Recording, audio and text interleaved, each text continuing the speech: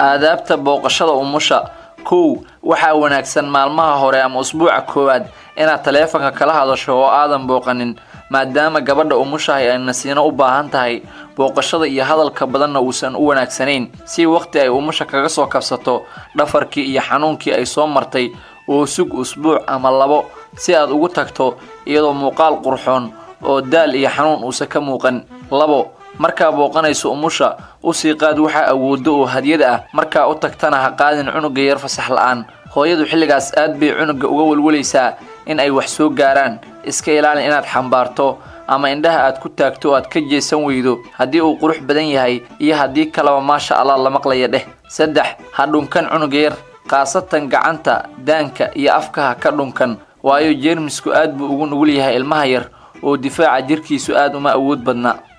4 ha booqani haddii aad xanuunsan tahay ama uu hargab iyo sanboor ku hayo ama corona iyo waxyaabo kale oo la mid ah waayo hadhow cunuga haddii lagu arko hargab ama qufac adiga baa lagaaga shakin doonaa wax oo ka cududaaro maadaama aad xanuunsan tahay oo u sheeg inaadan soo booqan karin ilaa qasab ma ahan imaanshahaaga ama u sheeg in marka aad caafimaaddo aad soo booqan doonto. 5 ha sawirin cunuga yar hana soo dhigin baraha bulshada iyadoo aan lagu fasixin. 6 booqashadaadu mid gaaban ha noqoto caruurtaadan ha soo kaxaysan waayo hooyadu waa ay daalan tahay oo habeenkii oo dhan inaysan hurdin ayaa laga yaabaa oo ay cunuga ku dhafarto in yar markaa joogto maca salaame. 7 haddii gabdho bas u joogaan oo ay gabar dhasho hadhihin gabdho dhalow badanida ama goormee wiil dhalaysaa waayo haddii ay gabar dhasho iyo haddii ay gabdho badan dhashaba iyada ayaa ku faraxsan gabdha korintuna jannada ayaaba lagu mutaystaa adigu kaliya hambaliye oo ay isku gelin bad aan ku qusayn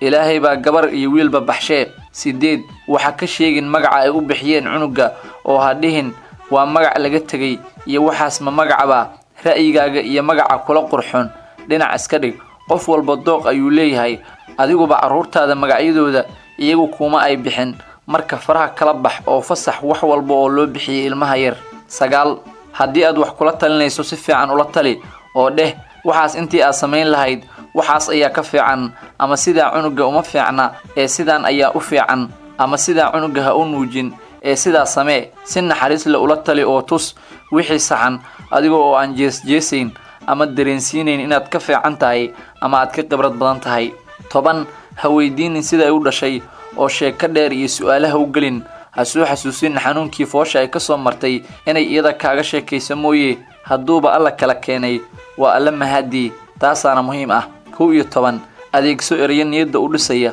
oo dareensiinaya farxadda oo dheh ilaahay baa kuu fududeeyay waa ilaahay mahadi haddii aad caafimaad qabtaan cunug saalixa oo baari Allah kaaga dhigo iyo erayo kale oo la mid ah oo macaan. 12 hadhihin aabihii uma eka waa adiga oo meesha taagan ama waa aabihii oo biyo ismarin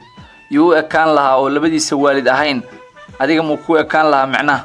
hadhihin ilmaha kale waa uu ka cad yahay ama waa uu ka madow yahay hadhihin maxaad cuni jirtay markaa uurkiisa lahayd hadhihin cunuga caata badana intaasoo dhan maasha Allah ayaa kaaga filan iyo inaad u ducayso.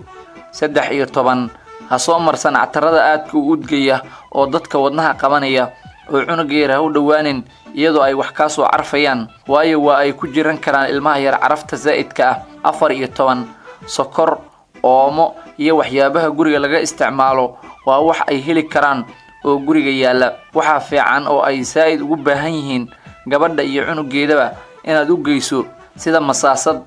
dhar firaashka sariirta doolsho aad gurigaaga ku soo dubtay xafaayada cunuga kareen ay gabadhu marsato oo body lotion ah ama shoppingka caruurta iyo wixii la mid ah. haddii uu ku soo gaaray muuqaalkan like dheh sidoo kale share dheh ama adeerska noo taabo mahadsanid.